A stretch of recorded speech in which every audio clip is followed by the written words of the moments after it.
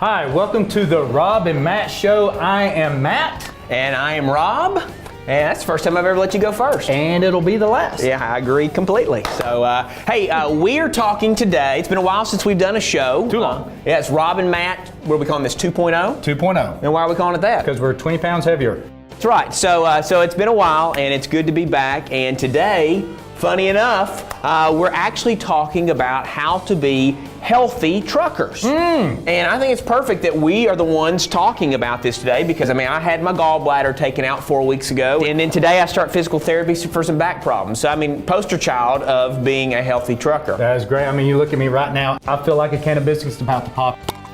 So I need to lose some weight. Okay. I'm ready for this. I'm ready to jump on board with this. So we say that because what we're talking to you about today is not tips from us. These are tips from your fellow drivers out there. See, what we did is we took a survey of hundreds of professional drivers at Covenant Transport, and we talked about being healthy truckers, and we looked for tips and advice. And there were three main answers that came back. First of all, 50% of the drivers out there said the most difficult part of maintaining a healthy lifestyle on the road is regular exercise. So second answer was? Eating. Eating. How many percent? 33? 33% said that eating healthy is the most difficult part of being a trucker on the road. And then the last answer, 17%, regular sleep. So those three areas, we've got a couple tips that everyone gave on those as well that we want to give to you now. So let's start with sleep. Sounds good. Okay. Sounds good. So first of all, 2 tips that we got on sleep. Number 1 is simply this: sleep when you're supposed to sleep. Now, everybody gets a 10-hour break, and the purpose of that 10-hour break is to sleep. But we all know that it's easy to watch TV or be on your phone or catch up on whatever you're catching up on. But from our drivers on the road, they say that's very important. It's just to sleep when you're supposed to. So that's tip number 1 on the sleep. Tip number 2 is? Don't drink coffee at the end of your shift. It's going to keep you wired up. It's going to keep you awake. You're going to be active. You're going to be like Rob and I are just always going back and forth, always running wild and crazy. You don't want that. You want to get some sleep. So drink coffee maybe at the beginning. At the beginning, right. But not towards the end. Not at the end. Yeah, and again, that's a great tip. I hadn't thought about that. So second area we want to talk about is food. Okay, so we got 2 tips from your fellow drivers on food. Number 1. Watch the buffets.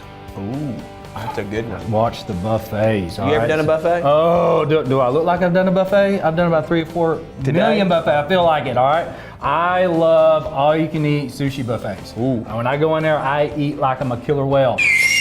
Trust me on this. Watch your Yes, and tons of buffets out there. It's a great tip. Good ones. And then second tip, we got a ton of tips on food, but the second one was drink plenty of water.